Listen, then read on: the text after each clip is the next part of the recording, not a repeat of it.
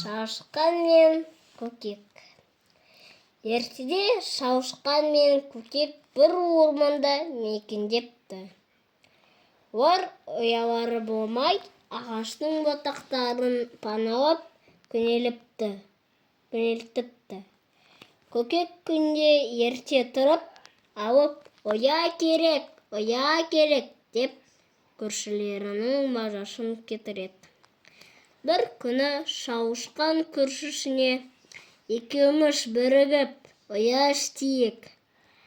Әуелі саған, содан кейін маған салармыз», дейді көкек. «Менің оя салатын қуатым да, қаруым да жоқ. Керек, деп қақшай берсем, құстың бәрі ағайынып, көп болып көмектесіп, оя салып бере деп келіспейді». Шауышқан көкектің көмегін күтпей-ақ ұя салуға кірісіпті. Ол ұясының қабырғаларын жас бұтақтарымен тасалап, берік етіп өрді. Оны шыммен өсімдік тамырларымен мықтап байланыстырды.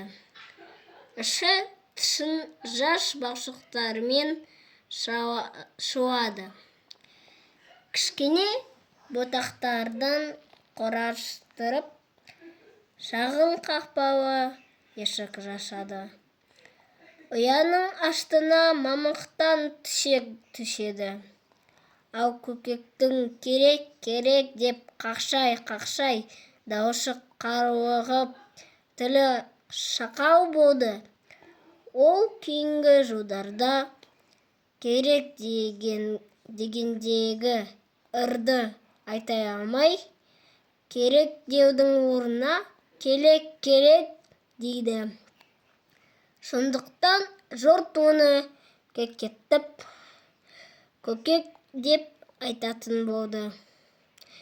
Сол көкектің күні бүгінге дейін өзімдікі деген оясы да, иісі де жоқ. Жұмыртқасын кез келген ояға табады. Оны басқа құстар басып, балапан шығарады. Сібейлер етім өседі.